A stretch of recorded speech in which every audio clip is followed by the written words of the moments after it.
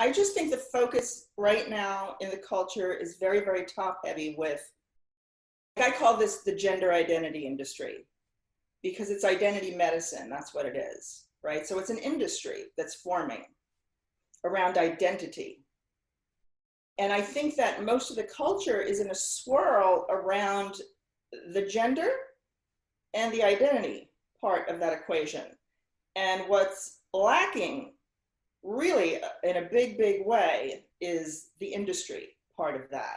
I think that capitalism basically subsumes anything that we try to do in terms of grassroots movements at this point in time, because technology is so incredible and people are so attached to the internet and so involved in their computers that they have the advantage, not to mention money.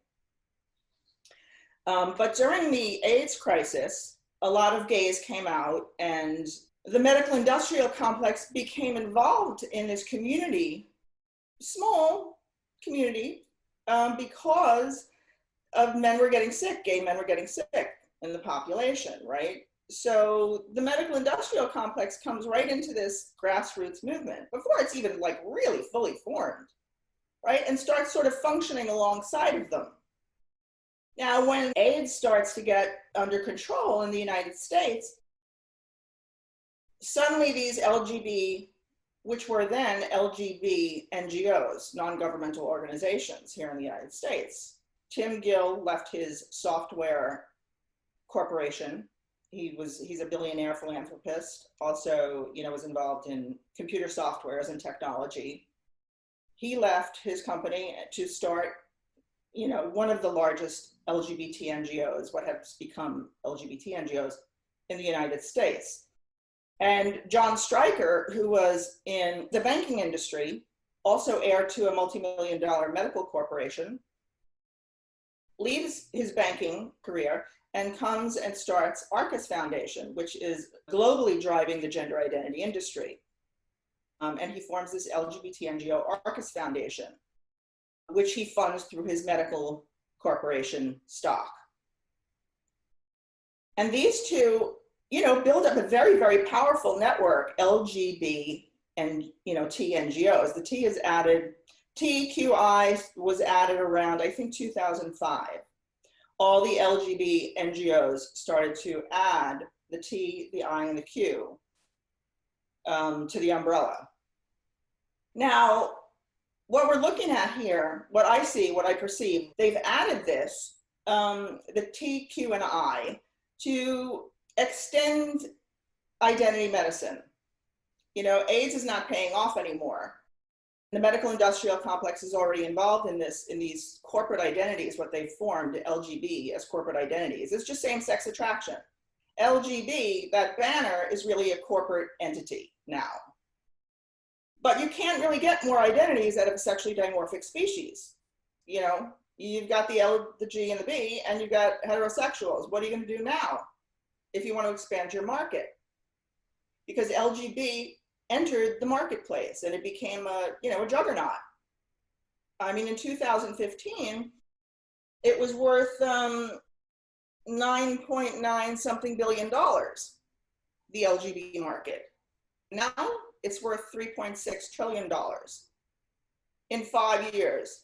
I mean, that's wild.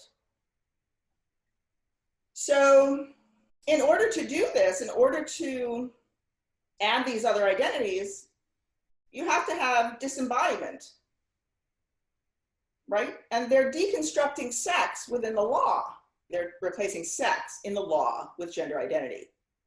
You can change your birth certificates, you can change your official documents, you can change your, driver's license. MasterCard came out with a credit card, you can change your name on your credit card.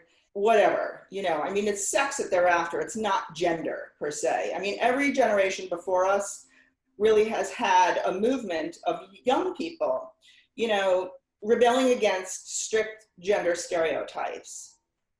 And they never needed medication before to do this. They wore each other's clothing, the hippies had the long hair and the flowered shirts. And, so every generation has done this, every generation of youth. But now, enter the medical industrial complex. Now you have to change your body to express whatever stereotypes you're particularly invested in.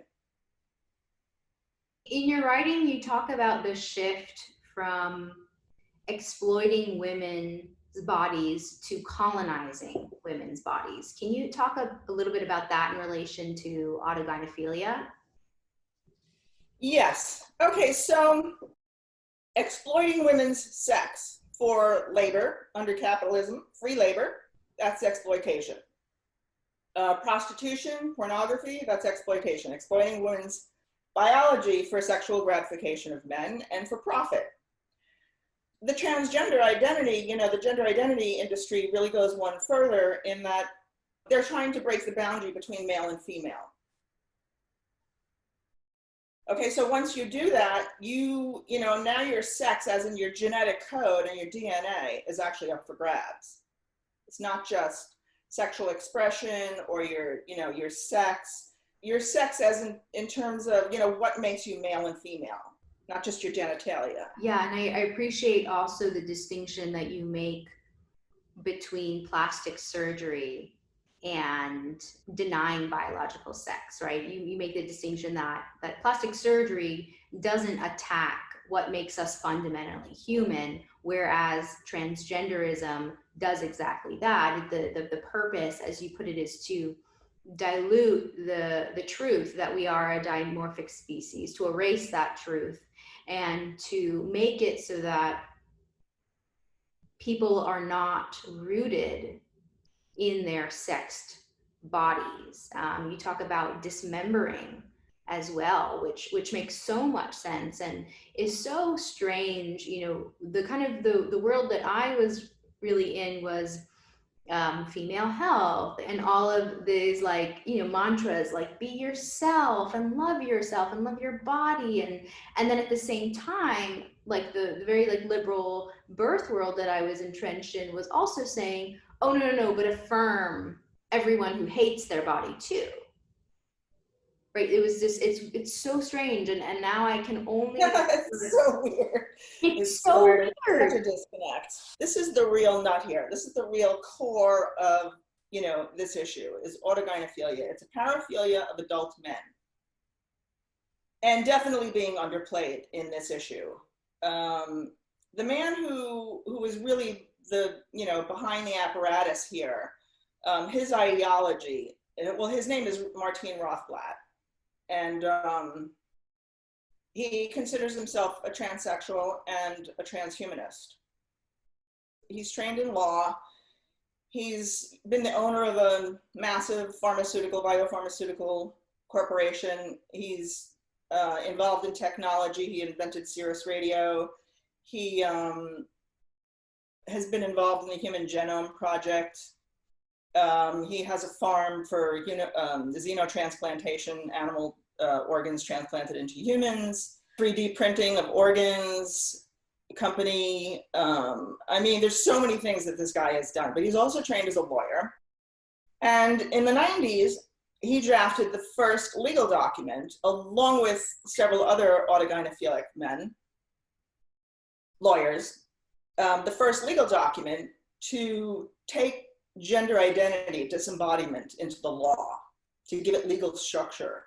He did this, and that became the International Bill of Gender Rights later on, right? And this is morphed across the globe into the SOGI 123 and the different bills that they're trying to pass to bring gender identity in and take sex out. And from that point on, he's sort of worked very quietly behind the scenes. He's there, but unless you're really looking for him, you're probably not going to find him, right? I look for him because I know he's behind this. I ran into one of the books that he wrote was From Transgender to Transhuman, right? And he sees transgenderism as an on-ramp to transhumanism, which is really disembodiment, full disembodiment. There's dissociation, disengagement with your body, and then there's full on, you don't have a body. And this is where this guy is going, right? Now, he happens to be really, really brilliant. He's also a maniac. He's totally biophobic, invested in taking technology wherever it will go, no ethics considered, no morals considered. He has co-opted feminism to use for his own purposes.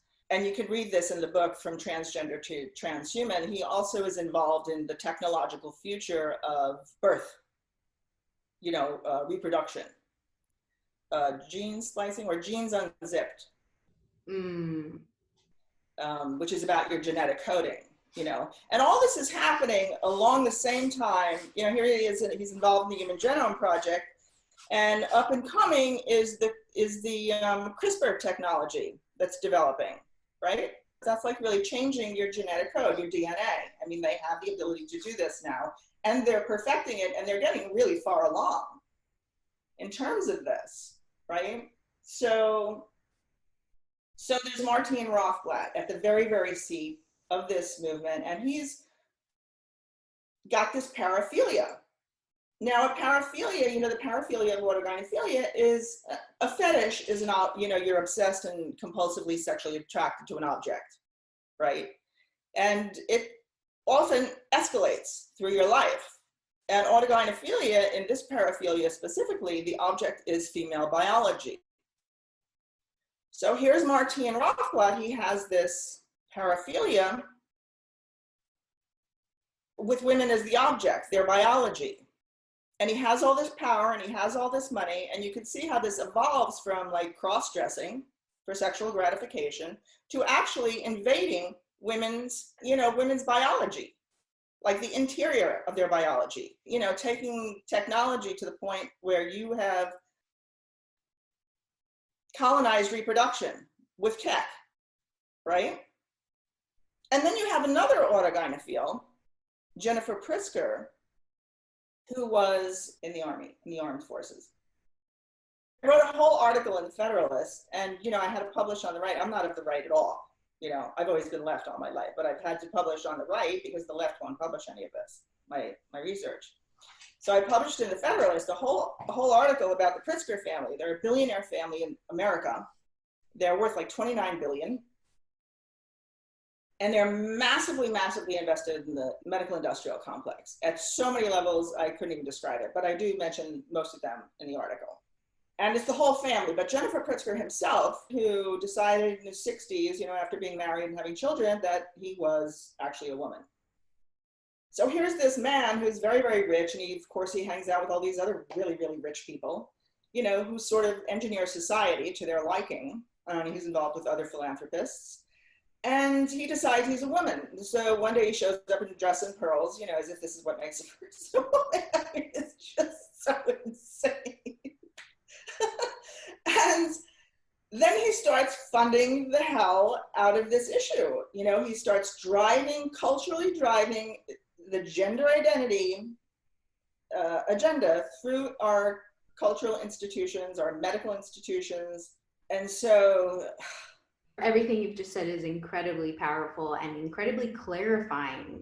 There's the women that I have talked to who are questioning this, even who are like kind of in it, try to stay away from talking about autogynephilia. Like it's a very unpopular, it's like one of the most unpopular sets of things to discuss amongst the kind of transgender dialogue. Normalization of a fetish, taking that into the culture is really, really harmful, especially when it's objectifying somebody else. We don't take pedophilia into the culture and say, oh, these people are normal. This is normal to have this attraction.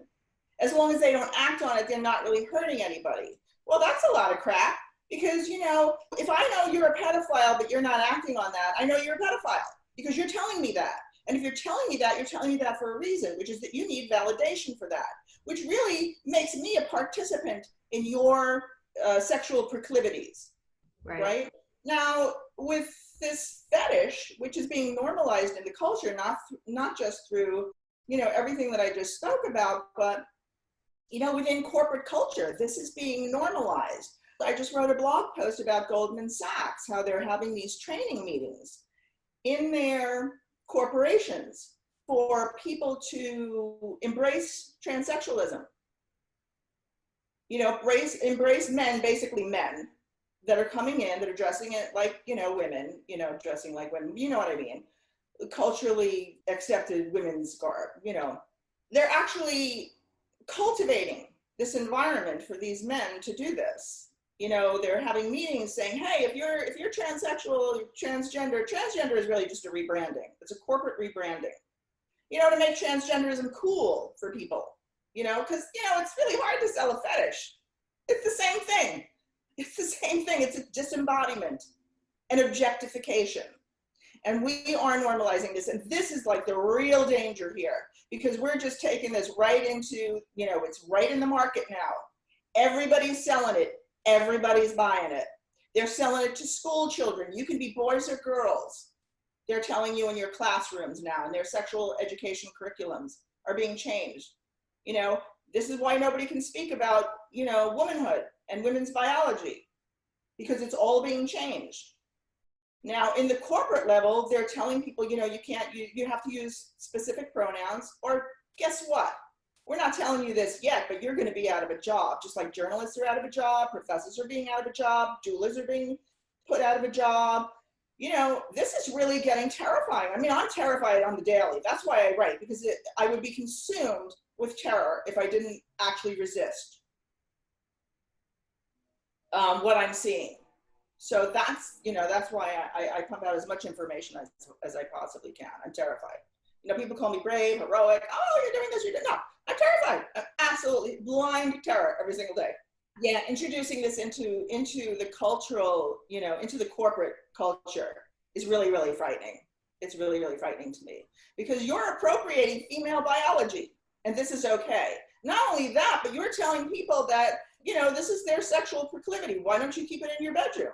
Why are you letting it out into the culture and saying objectification and disembodiment, cool, normal, it's an identity, it's completely fine. Well, this demands that other people are involved in your sex life, basically, right? Because you need this validation, right, for your paraphilia. You need this social validation. So I'm set up now as your validation for your, paraphilia. This is not normal. This is not healthy. It's not good. It's not normal. Disembodiment is not normal. Disassociation is not normal. Sexually objectifying other people is not normal. And children are being exposed to this as well. How do you then kind of think about what's happening to young women, right? So if you're talking right now about particularly adult men who are colonizing female biology, objectifying women as a sexual fetish. Do you think that women are just collateral damage and they're just reacting to sexist stereotypes, which is why they are seeking out medical transition? Or do you think it's just a kind of ripple effect of what the transhumanists are doing? Of dissociation, disembodiment, and...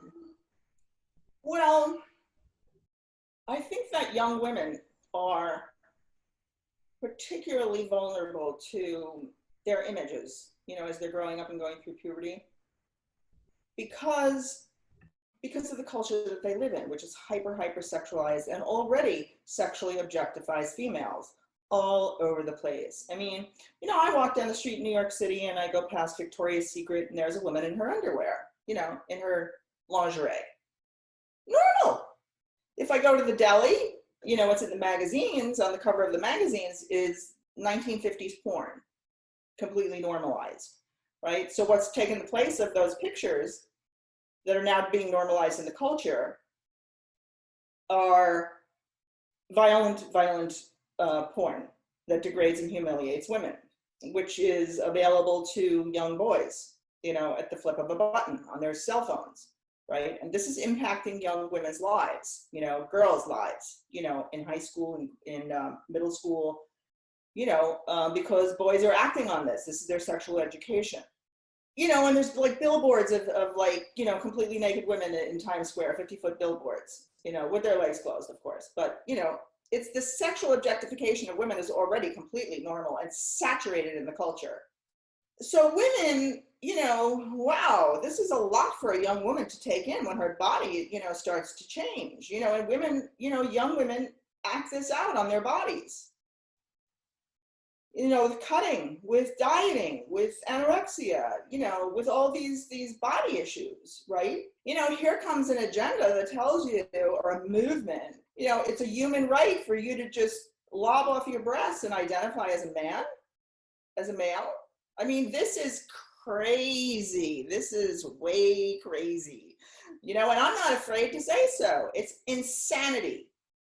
And anybody that's letting this happen on their watch is equally as insane and lost. 35,000 young women on GoFundMe seeking money to have their healthy breasts taken off, amputated. And doctors are doing so willingly.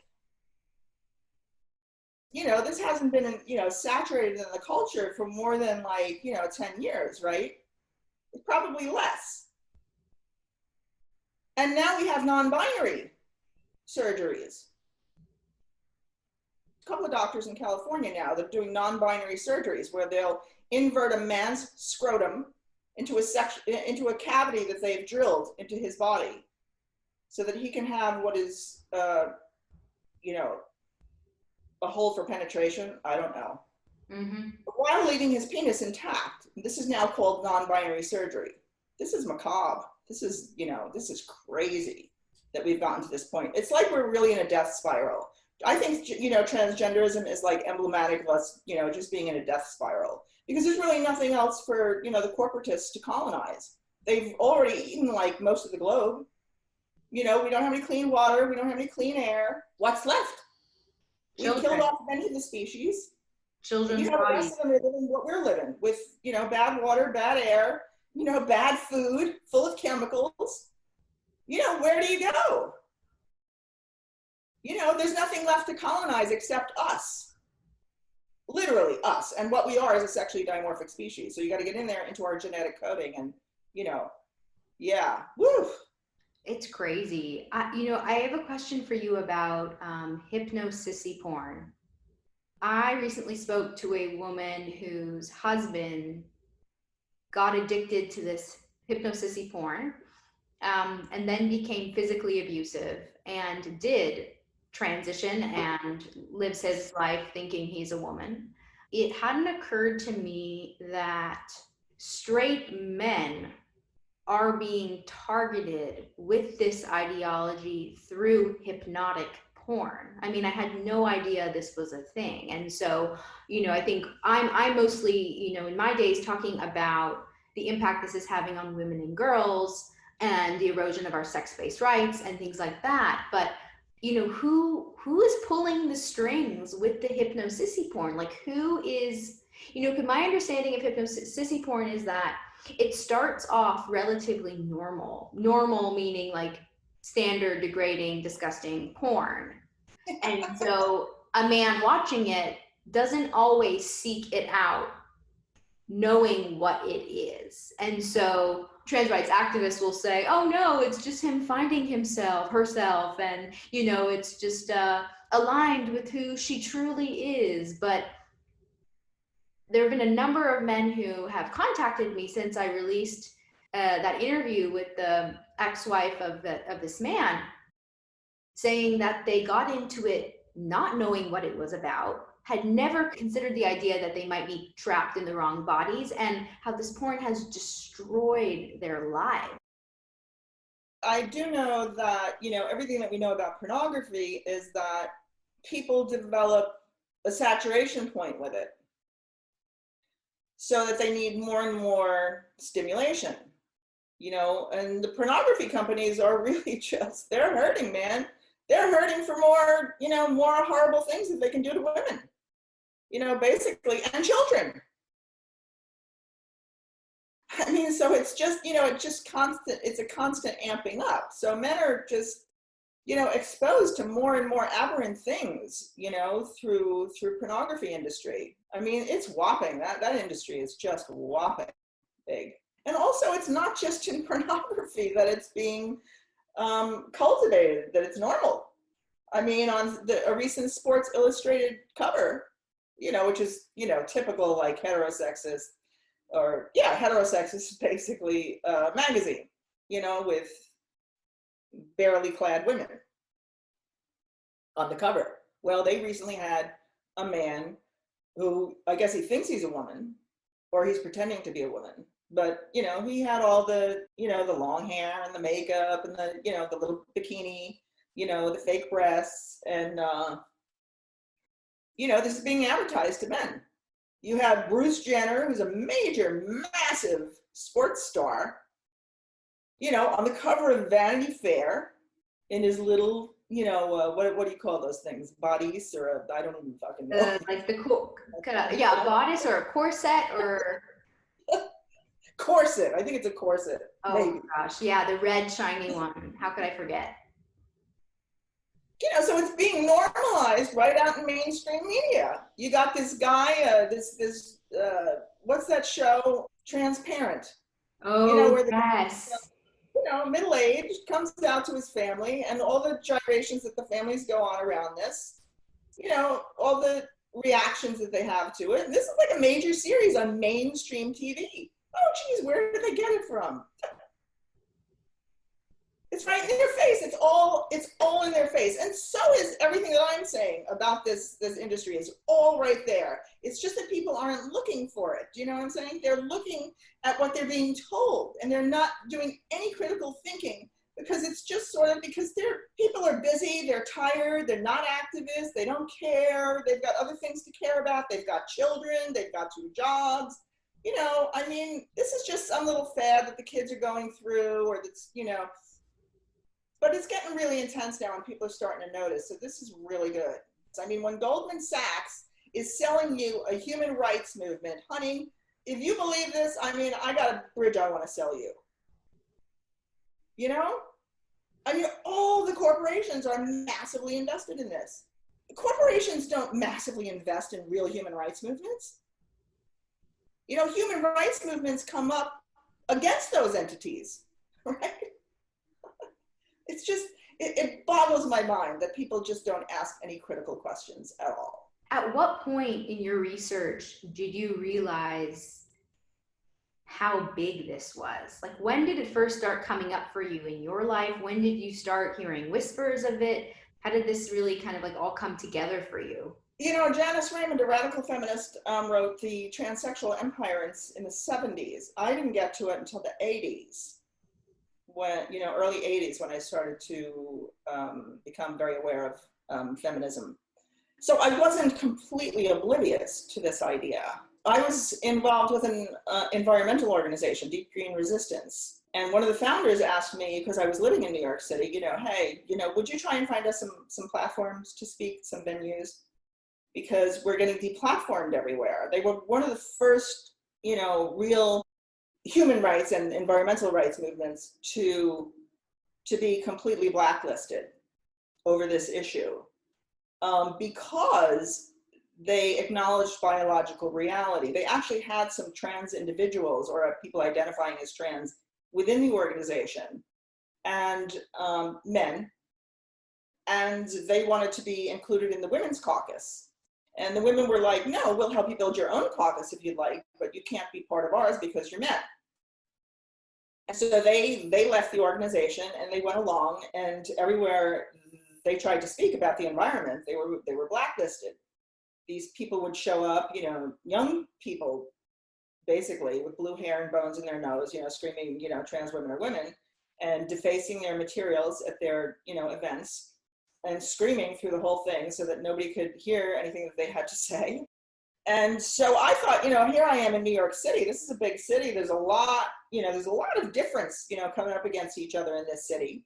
You know, we'll be able to handle this, you know. So in fact, I secured like 3 different venues and they were all canceled within days. And by the 3rd one, I was like, oh shit, this is something really, this is something going on here. You know, this is not like, you know, blue-haired kids with bones in their nose, like, you know, making this happen. This is not them. I didn't know exactly what was going on. I was really angry that this was happening. And I was also like, you know, I wanted to know, like, why is it happening? Why is anybody that has this much power, there's money behind it. So let me just look and see what's going on. So I started to look around, poke around. Where's the money coming from? Where's it going? You know? And a lot of names started coming up. immediately. Jon Stryker, Tim Gill, the Pritzkers, and their involvement in this, Rothblatt, George Soros, Drummond Pike, who operates the Tides Foundation, which is basically a tax haven for very, very wealthy people, and also makes their donations anonymous. They can donate to an organization that you don't know who they donated to because it goes through the Tides Foundation. There's Mark Bonham, another billionaire banker up in Canada, who's started this sexuality diversity organization, who sends around his little minions to say that sex isn't real. There was one of them, I forget her name now, she's actually thinks she's a man, and that sexual dimorphism doesn't exist. And she wound up in an interview with Jordan Peterson. Yeah, so I started seeing like a lot of the same names, and then I just kept going, with the research. Just going back and back and back, and who's funding what, and why are they funding this, and when the transgender stuff started coming in. At the same time, I got involved in social media. I wasn't really a big social media person. This was back in 2013. So I started to get involved in social media, and I started to share some of the information around, and I wrote this article that's like really peels the onion on this. It uses the Pritzker family, but I also talk about how they're emblematic of what's happening across different people, and organizations. It's not just them.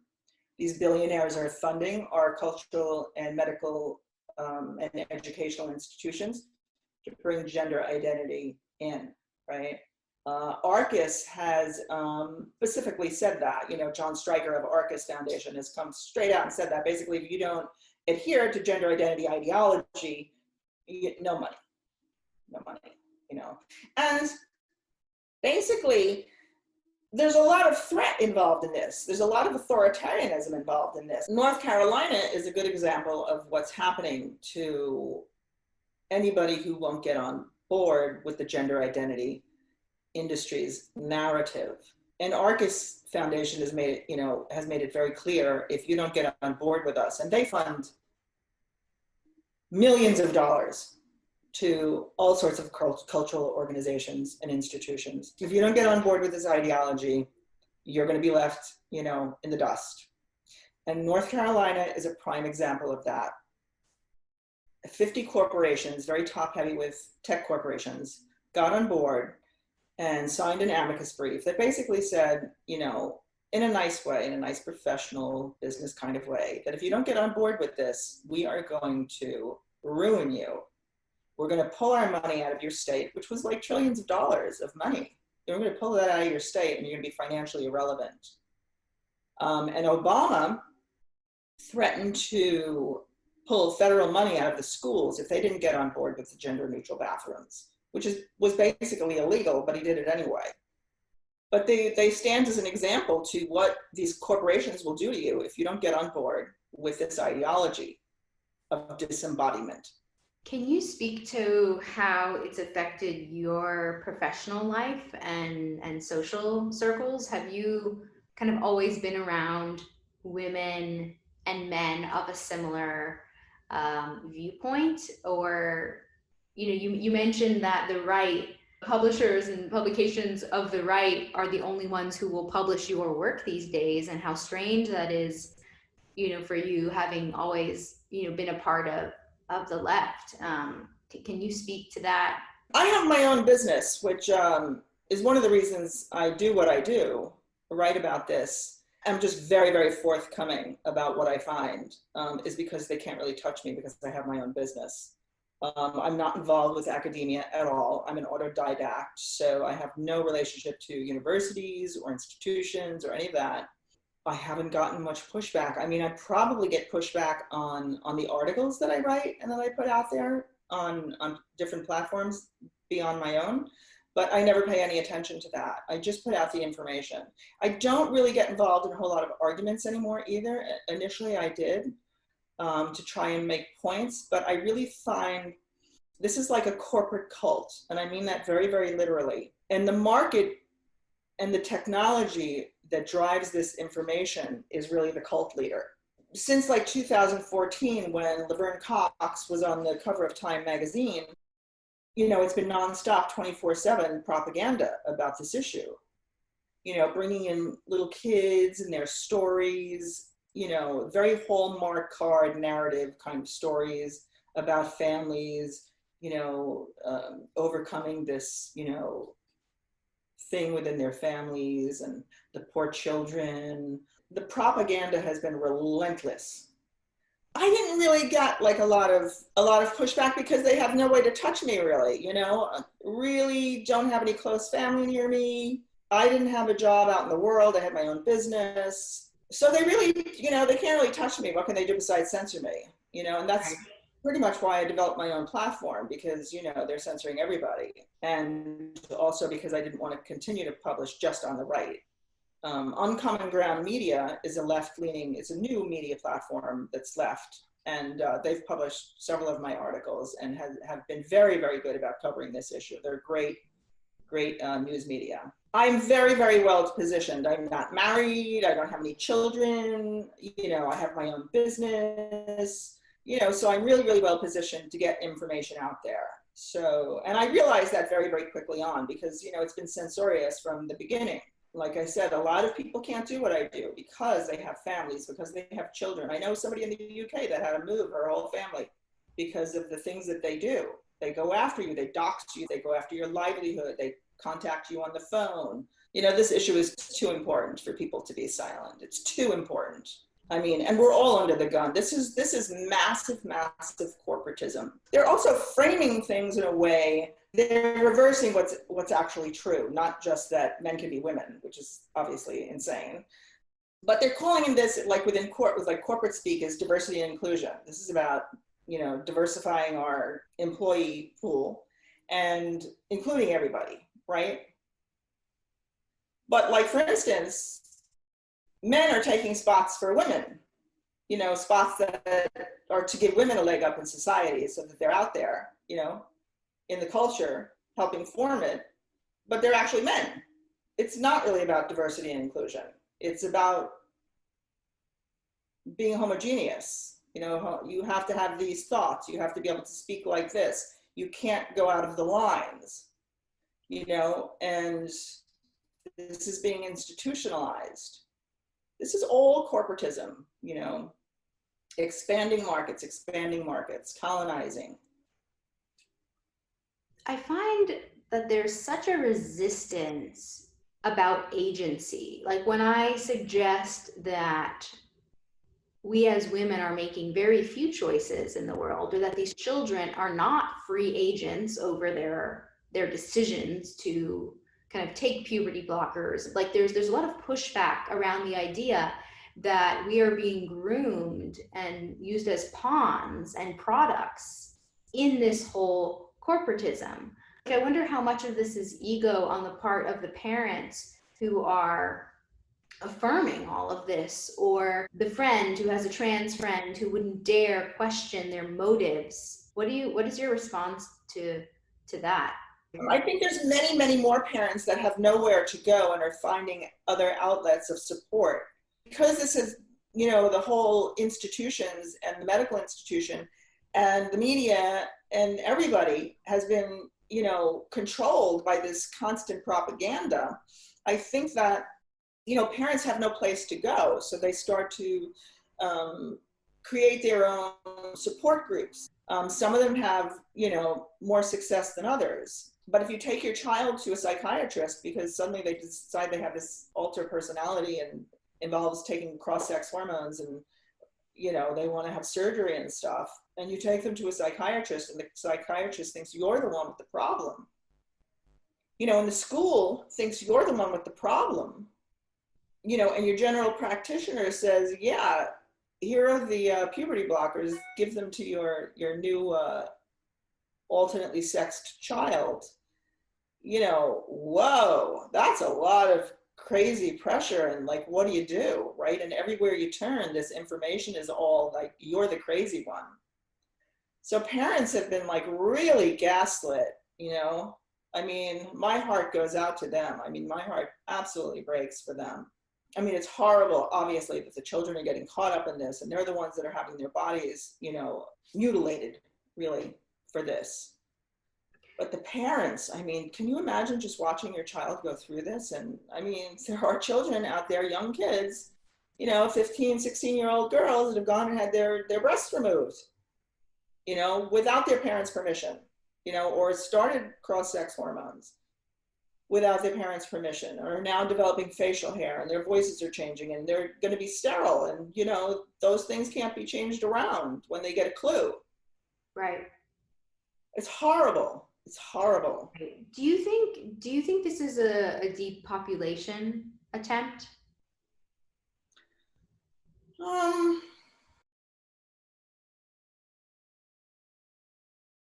hate to really speculate about things that I can't see. I talk about basically what I can see with my research, what's apparent to me. Because already it's so overwhelming for people to hear what I have to say, what I can see, what I document, the links that I provide, the proof that I provide. It's already like, whoa. It's destabilizing because it's like an alter reality that's actually happening. Yeah. But it makes them feel very destabilized. It makes me feel destabilized. The more information I can still be destabilized, on a bad day. This is huge. This is mammoth. The infrastructure for this thing is mammoth to drive body dissociation. It is mammoth. There is so much money in it. There is so much political infrastructure behind this. It's ghastly. It's terrifying.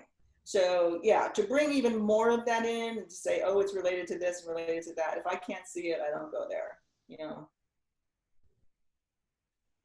Thank you for speaking to that. Yeah. I haven't found a way to package this up and make it nice for anyone. I get asked all the time, what are your one-liners, or what's a paragraph that I can send to a friend who's coming at me with all these trans rights activist talking points. And I definitely think there is a space for kind of planting seeds. And at the same time, I've been reorienting my energy into strengthening the women who are already with it, who are already here with us, and focusing energy on that and building strength and building confidence and building awareness so that those women can go into their communities. They're in a position now that the propaganda has been so intense that I find a lot of people online are making arguments for, we are a sexually dimorphic species, and this is the proof. Men really are stronger than women, don't belong in women's sports, and this is the proof. Making these kind of arguments are very, very defensive when we really should be on the offense.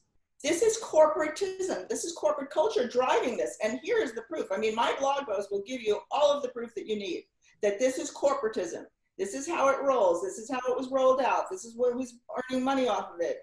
All the people in power in this movement are corporatists. They're not grassroots activists. There's no Harvey Milk here. These are corporate men behind this, corporatists driving this. All the banks, the major global banks, are way invested in this, cultivating this as normal. Body dissociation as normal. It's corporatism. So I think that is the offense, that's the offense. That's where you go with this. This is how you talk to people about this. And also people understand the language of money. Mm-hmm. Bring in the money, get yourself, I have lots of elevator speeches, which are just a few lines of information, but they usually, for instance, I gave you one earlier, the LGB movement, that's a corporate banner. It used to be a market in 2015, generated $9.9 billion, that market, right? But now it generates $3.6 trillion 5 years later. So process that. Right. Take a minute. Right. Take two. But if you bring the money in, people pay attention because they understand that language. When you're talking about women's rights versus trans rights, it turns into this whole. You wind up supporting the whole ideology of trans. There's no trans. There's no trans anything. 30 years ago, kids weren't screaming because they were in the wrong body. All of a sudden, we have the ability to stop their puberty and get them on a fast track to a lifeline of attachment to the medical industrial complex. And these kids are coming out of the woodwork. Get out of here. It's insanity. How can you not see that, this is driven corporately? But this is going on the offense, to tell people about the money behind this, and stop defending yourselves. We don't have to defend sexual dimorphism. You're kidding me. Everybody came from a mom, I really appreciate what you're saying, and have also, been shifting towards this. A friend of mine, Alex, she's the gender mapper. She's the gender offender mapper. She's awesome, exposing Planned Parenthood and all this. And her line that I've been using is, if you're going to pretend to not know the difference between a man and a woman, then we can't have this conversation. Exactly. You don't even have the conversation with them. Nope, not having this conversation with you. Nope. You don't know what basic biology is? Go back to school. Then we'll talk. Well, they can't go back to school because the school's teaching nonsense now. It's crazy, like what's happening. That definitions of words are changing, definitions of terms are changing. I mean, it's that is very, very terrifying. But and also, talking about the corporate structure behind this, global banks, massive corporations, massive media, global media platforms. The largest international law firm in the world, they don't get behind, a minuscule part of the population's identity issues. You're kidding me. These entities are all driving this and supporting this. Corporations and banks and governments and stuff don't do this. Human rights organizations come up to fight those entities. I mean, the water protectors in Dakota who were trying to stop the oil pipeline on their land were vilified and taken apart by the state. They sent in attack dogs with the police to try to drive them off their own land. That's a grassroots movement, hello. They didn't get any corporate support. They don't have any banner, they don't have any flag. They replaced the flags in the White House during Trans Remembrance Week, which seems to happen every week, but it was Trans Remembrance Week, I think it was last year. They replaced all the POW flags in the White House with the trans flag. And they had representatives of the state on the House floor reading I Am Jazz. Now, I Am Jazz is about a boy who's had his genitalia operated on 3 times now to make it look like a woman's vagina. He's had his penis removed. A mainstream media platform, People Magazine, everybody knows People Magazine, they covered his penis party, his penis goodbye party before he had the operation, celebrating with a cake his castration. Now, if this is not absolute madness, and if you can't see that this is absolute madness, I'm moving on to somebody that can, because you can't see the madness. I mean, that's just insanity.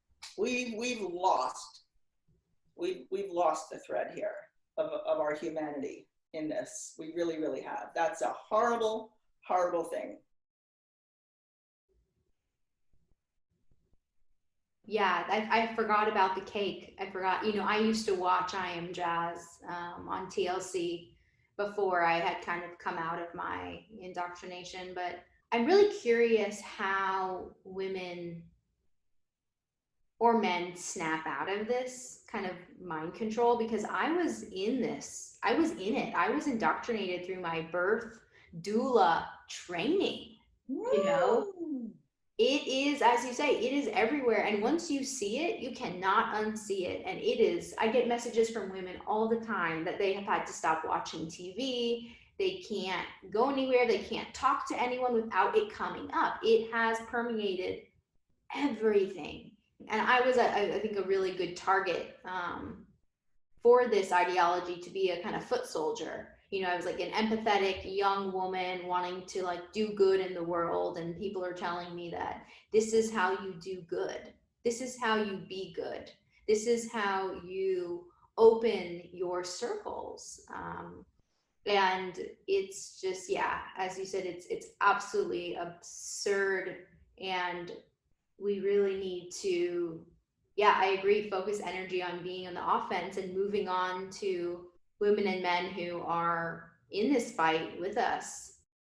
And Rather than, organizing, I mean, not just, getting with them, but organizing against this. I mean, it's so, so important. I mean, I'm not even painting anymore just because there's just so much to do. I mean, I have people coming at me all the time. What do I do? What do I do? Organize, find somebody else and organize something. It doesn't matter what. People really, really get hung up on, well, anything that I do would be really small. So it's really insignificant. So I'm not going to do anything. They want to cure the whole thing or see that there is a cure before they participate. And this is not how it goes. This is not how we fix things. This is not how we help things. You have to do your part. I sent out a tweet fairly recently to people just thanking people who are at home who really don't have an option to organize outside in the world because maybe they're old, maybe they're disabled, maybe they just, they have children, maybe, there's many things that'll keep people plugged into their own life as opposed to being an activist. But they're tweeting my material around and it's like, look, we are so censored at every front. So these people are really, really important. They're getting the information around. They're circulating this stuff. This is so, so vital. And I just thank them. And I'm telling you, the thing got like so many people, like hundreds of people responded to that one. Oh my God, thank you for saying that. Thank you for saying, because I feel like I'm at home and I'm just tweeting these things, I'm making tweets and it's so ridiculous. And it's like, no, this is really vital. Do something, do anything, So I really try to encourage people, and it's, at this point in the culture, I kind of feel like we're just building airbags now because we're in a death spiral, and I hate to say it like that, but you know what? We're all terminal anyway. It doesn't really matter. What matters is love and self-respect. And no self-respecting person or culture or government or country will allow this to go down on their watch. Little children being butchered and being drugged. No. no, we won't have it anymore. It's a matter of self-respect. Resist. Resist for your self-respect and for your love. Hold on to your humanity. That's what you're doing here. There's always going to be good and evil. For as long as we survive, the human species, there'll always be good and evil. There'll always be that dance. Do you know what I mean? Which side? Well, how do you want to fill up your dance card? People think that they can avoid this. This is coming down. This is very fascistic, this whole apparatus. Stella Morabito, wrote in 2016, and she's of the right, but I love her anyway. I've adopted so many people on the right, it just blows my mind. Me too, Jennifer. I really have good comrades on the right. I mean, amazing people that are coming out and really, speaking the truth. And she wrote in 2016, how censorious and authoritarian this agenda is, and she wasn't wrong. Yeah, I've had a similar experience of starting to align, with people on the right, women on the right, and it's been it's really shaken things up quite a bit, I know, for a lot of us. And this is not a bad thing. This is really a good thing because people need to align. You need to reach across the aisle and you need to align yourselves. This is corporate power. We need more people. We need people working everywhere. And you just have to, you have to be flex, you have to be flexible. Wow, Jennifer, you've covered so much and really spoken to the force behind what's happening. And I love, as a radical feminist, I love that you name names. I think that's so important. I really appreciate that you're pointing the finger at these men who have names, who are open about what they're doing. Again, as you said, this is not conspiracy. These individuals are very open about what they are doing and why they're doing it. And as you said, as soon as we're ready to open our eyes to see it, it is right there. I like to say that female erasure really, it hides in plain sight. At the University of British Columbia, Victoria, British Columbia, in 2016, they had Martine Rothblatt as a speaker, right? Now, the trans chair organized this talk, this conference. And the trans chair is a position that was funded by Jennifer Pritzker. He made that position. That was the first ever of its kind, a trans chair position within a university in Victoria, British Columbia. And in 2016, Martine Rothblatt was there talking about the transition from transgenderism to transhumanism and how we get there and why it's good.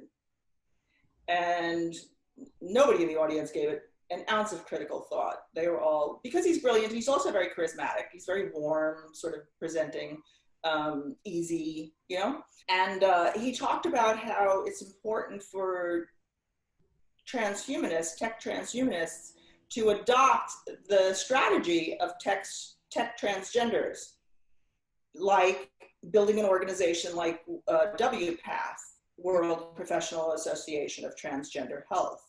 They have a US branch of that. And I think they have a European branch of that also driving this ideology. But he said, you know, basically transhumanists have to take the same strategies as tech transgenders to make people comfortable with this. So this is really a gradual process. I think, you know, transgenderism is really, you know, it's an ad campaign more than anything else for more of the same. I mean, once they get you to adopt and accept and are comfortable with more body dissociation, more than we already, you know, have, you know, then they can roll out other things. Yeah, we need to stop this. We need to go on the offense and really stop this. And everybody needs to do something. Well, thank you so much for pouring your time and energy into this. I know that it is, for the short amount of time that I've been in it, I can understand that it is an all-consuming mission. Thank you, Jennifer. I'm so, yeah, just honored to have met you in person, in the flesh. Also just makes, yeah, it really makes all of this just feel, makes us feel more connected in a way that I think we really need to feel and be in solidarity in this, and that women know that there's community on the other side of this. You know, women who are afraid of being silenced, who don't fit in with their communities. Or losing their friends. You know, you'll make friends. I mean, as artists, our job is to see, you know, is to take in the things that other people won't take in. I mean, if everybody in society was looking very deeply at issues and things that were happening around us, we wouldn't really need artists, you know. Everybody would be an artist. But an artist versus a craftsperson who might paint really nice pictures or make really nice pottery or what have you. An artist is really different in that we're taking in what other people will not. You know, so even though I'm not painting, I'm still doing that because that's what I do. That's my job as an artist. It's not to paint really beautiful pictures. It's to see. It's to see what other people won't look at and to transcribe that in some way, shape, or form to other people. You know, and when you're doing it visually, that's what makes a painting powerful. When you're really seeing something and you're conveying that visually to some other people, you know, even if it's abstract, you know, it's coming across because you're seeing, because it's in you and you're bringing it out. So even though I'm not, you know, not painting right now, I'm not really lonely for it, you know, because I'm doing it on another level. I mean, I'm taking in a lot of stuff because we talked about that earlier. I mean, I take in a lot of information and it's a lot of horror. It's kind of ghastly, but, you know, I'm very well trained at this age, you know, to process that well and to send it back out so that I'm not carrying that around with me and it's infecting my body and my mind and my life. You know, I think that people can get very damaged by taking in too much if they can't process it well. But, you know, artists, we learn that from early on, how to do that. Thank you so much, Jennifer. What a beautiful note to leave off on as a fellow artist. Pleasure.